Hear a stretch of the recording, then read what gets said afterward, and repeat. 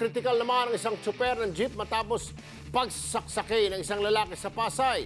Nahuli kasi ang biktima na natutulog kasama ang kalibin ng sospek. Ay kaya naman pala natural na sasaksak ka talaga dyan, Loy. Nasa gitna ng aksyon si Gary De Leon. Kritikal na nang dalhin sa pagamutan ang 29 anyos na jeepney driver na si Joseph Siseva.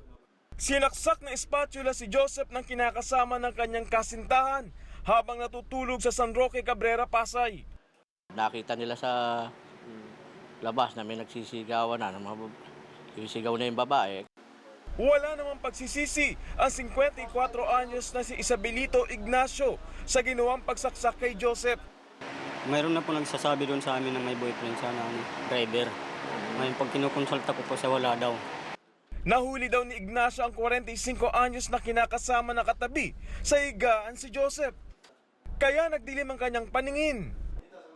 Pag dating ko po doon, pag ganyan ko po ng kortina, nakita ko po yung pinsan niya andyan tsaka yung isang bata. Tapos nakita ko yung asawa ko nandun sa bandang unahan po. Nakaunang po rito yung asawa ko nung nakaganyan po yung lalaki. Yun na po, bigla ko na lang po silang sinaksak. Ang kinakasama naman ni Ignacio sugatan din matapos tangkain awatin ng dalawa. Aminado rin ito na may relasyon sila ni Joseph at handa raw siyang iwan ng kinakasama at 6 nilang anak para rito. Madami siya sobra, tapos lagi siya nang bibintang. Kaya ginawa ko na lang.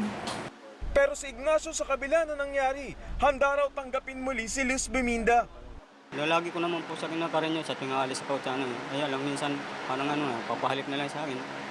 Pero kung masusunod ay ang babae, kung sino ang pipiliin niya? Silang dalawa. Patuloy na nagpapagaling si Joseph habang naharap sa kasong serious physical injuries si Ignacio.